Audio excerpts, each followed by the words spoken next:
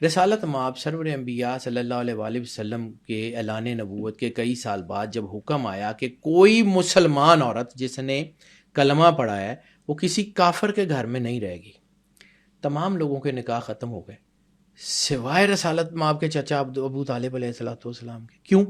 دنیا کو عدل کا درس دینے والے نبی جنہوں نے کائنات میں کبھی کسی سے فرق کیا ہی نہیں ہے، تو کیا یہاں پہ کر گئے؟ نہیں،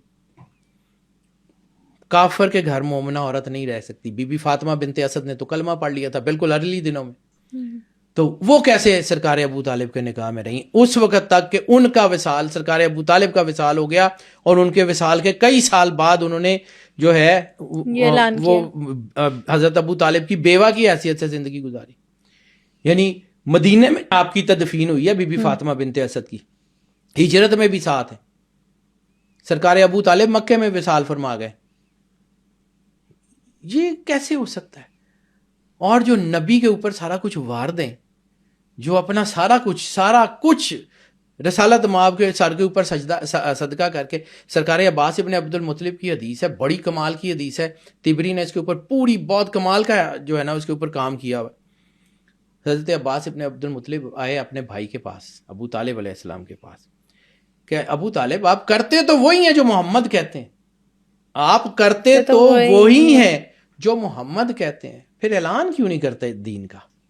تو یہ جو جملہ ہے نا، یہ مجھے سمجھ آتا ہے، یہ طبری کمال کا ہی آدمی ہے، اور یہ جو روایت ہے نا اس کے اوپر اس نے کوئی سند بھی نہیں دی، یہ جملہ ایسے ہی لکھ کے چھوڑ دیا، اس کی کوئی سند بھی نہیں ہے طریقہ طبری میں، حالانکہ وہ پورا واقعہ اس کی سند لاتا ہے کہ فلاں سے میں نے سنا، فلاں سے میں نے سنا، فلاں نے یہ کہا، اور یہ واقعہ اس طرح انہوں نے یہ مجھے بتایا۔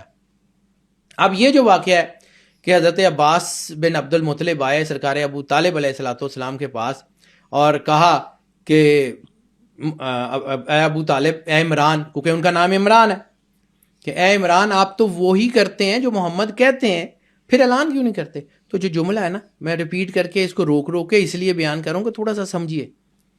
آپ نے فرمایا کہ عباس، پورے اس مکے میں تم کون سا ایسا سینہ دیکھتے ہو جو محمد پہ آنے والے تیروں کو اپنے سینے پہ روک لے؟ وہ بہت بڑی پرسنالٹی تھی۔ اگر میں اب یہاں سے ہٹ کے صرف یہ اتنی روایت پڑھ کے اب میں آپ کو فلسفی یا سائیکالوجی کی بنیاد پہ بتاتا ہوں۔ اگر ابو طالب علیہ السلام اسلام کا اعلان کر دیتے تو ریوالٹ ہو جاتا مکے میں، وہ جو آخری وقت تک خانہ کعبے کی چابی اور وہ متولیت ان کے پاس تھی جو لوگ چھین نہیں سکے تھے، وہ چھین لیتے۔ ابو جہل یا کوئی اور مکے کا متولی ہو جاتا، بڑا سردار ہو جاتا، ان کے گھر کو تو روند کے گزر جاتے۔ شیب ابی طالب میں سرکار ابو طالب علیہ السلام موجود ہیں، انہی کے نام سے ہے۔ جب مکے میں سب لوگوں نے سرور انبیاء صلی اللہ علیہ وآلہ وسلم ان کے گھر اور ان کا کلمہ پڑھنے والوں کا جو ہے وہ بائیک آؤٹ کر دیا، تو جو کلمہ پڑھنے والے تھے وہ شیب ابی طالب میں محصور ہو گئے تھے۔ ابو طالب جب چاہتے چھوڑ کے جا سکتے تھے، کیوں نہیں گئے؟ ابو طالب مکے کے سردار تھے، کسی کی جرت نہیں تھی آنکھ اٹھا کے دیکھ لیتا ان کی طرف۔ شیب ابی طالب میں رہے، بیمار ہو گئے، باہر نہیں نکلے۔ کیوں؟ آپ کا کیا خیال ہے؟ سرکار ابو طالب علیہ السلام عام سی پرسنالٹی، آپ کا کیا خیال ہے کہ وہ شیب ابی طالب میں سارا کچھ چھوڑ دیں؟ اور شیب ابی طالب میں محصور کون تھے؟ مومنین، تو جو غیر مومن تھے وہ تو تھے ہی نہیں۔ یعنی حضرت عبد المطلب علیہ السلام جو ہے ان کے بیٹے نہیں تھے، زبیر بن عبد المطلب شیب ابی طالب میں نہیں ہے، ابو لہب تو ویسے ہی نہیں تھے، عباس بن عبد المطلب بھی نہیں ہے۔ دو بیٹے ہیں صرف حضرت عبد المطلب کے، ایک سرکار حمزہ اور ایک سرکار ابو طالب۔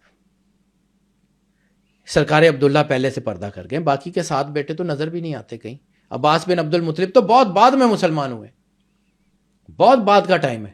حضرت عباس بن عبد المطلب کے اسلام قبول کرنے کا ٹائم بہت بعد کا، اس وقت تو وہ یہ بھی نہیں تھے۔ کون تھا؟ یہی ایک گھر تھا جس کو اللہ نے چن لیا تھا۔